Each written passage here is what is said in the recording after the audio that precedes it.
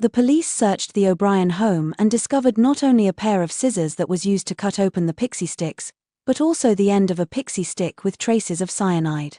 They also discovered a knife with traces of cyanide. Police were baffled, and although Ronald was inconsistent in his statements, he seemed too meek and mild to have committed a crime of this magnitude. He also did not appear to be very emotional, but it eventually would be statements from other people that would shift the police's gaze onto him as main suspect. On the day after his son's death, he requested 6 death certificates, because life insurance policies require the original copy. On that same day, he told the funeral director that his son had died from potassium cyanide poisoning, despite no official cause of death being determined. In public, he would appear to be in grief, but when no one was looking, he seemed not to be bothered at all by the death of his oldest boy.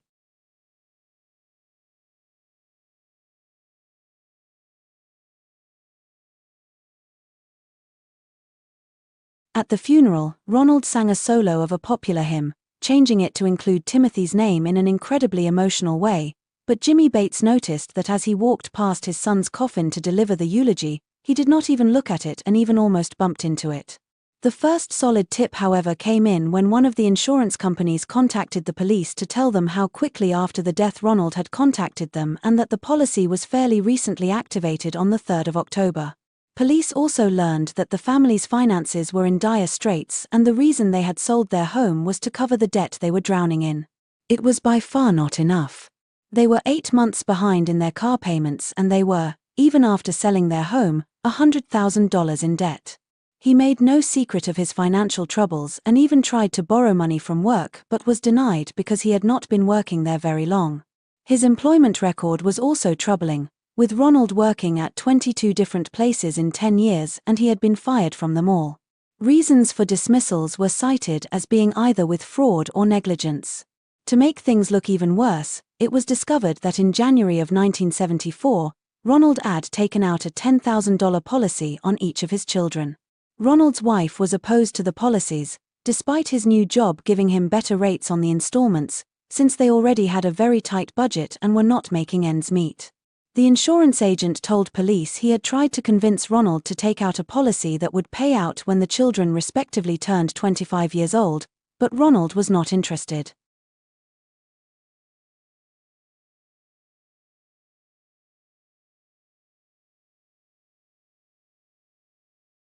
Ronald must have been really bad at luck and math, because due to the fact that Elizabeth did not die, Timothy's total policy payout would not cover their debt by far. He also asked that the documents be kept at the office and always had an excuse why his wife could not come in to sign them. Ronald did not have any coverage as far as the police could tell.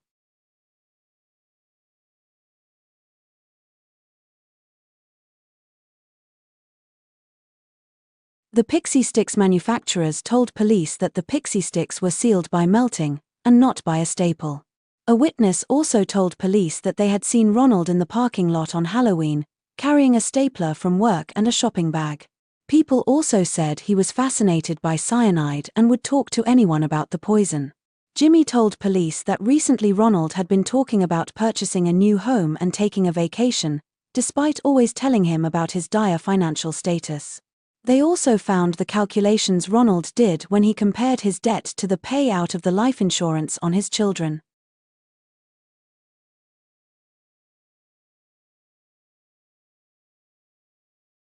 Believing they had enough circumstantial evidence, police arrested Ronald on the 4th of November, 1974, charging him with the murder of his son and the attempted murder of the other 3 children. The trial began the following year on the 5th of May, and Ronald pleaded innocent on all charges. Testimony from many witnesses told the story of a man who was a compulsive liar with a fascination for cyanide. It emerged that Ronald had even tried to convince his employer to buy cyanide, But wisely the man refused. A store clerk identified Ronald as the man who tried to buy a small amount of cyanide, but he could not help him because they only sold it in 5-pound measurements. A week before the murder, Ronald had gone to his bank and told them that he would be able to pay the full amount he has due by January of 1975, because he was expecting a huge windfall.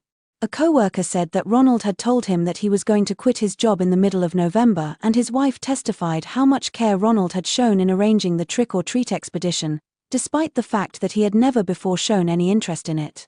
She claimed that she had no idea that Ronald was planning to murder their children and that she only was learning about all the evidence, including the additional policies he had bought.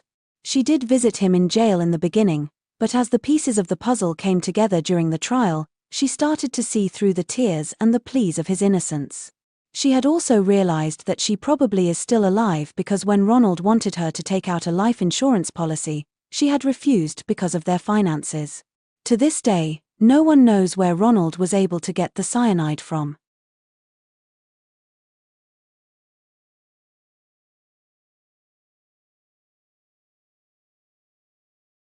Ten men and 3 women would eventually find Ronald guilty on all charges, despite the lack of physical evidence. The jury had reached their decision in less than an hour on the 3rd of June, 1975. Ronald received the death penalty, and the prison chaplet reported that Ronald was despised at the prison and his fellow inmates called him the Candy Man. His wife divorced him and would remarry. Due to the intense publicity, both she and her daughter had to change their names.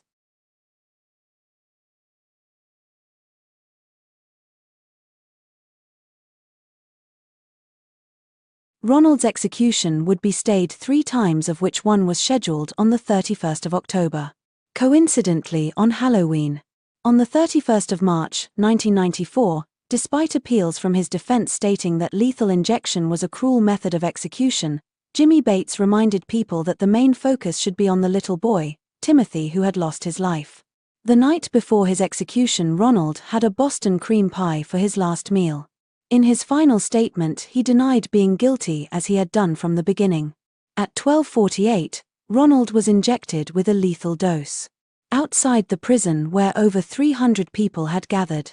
The moment the news was delivered that he was dead, candy was flung into the air and an atmosphere of reclaiming Halloween prevailed over the onlookers.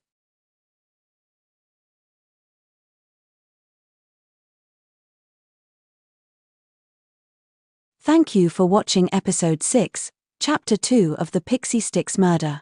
Please like, share and subscribe for future true crime stories.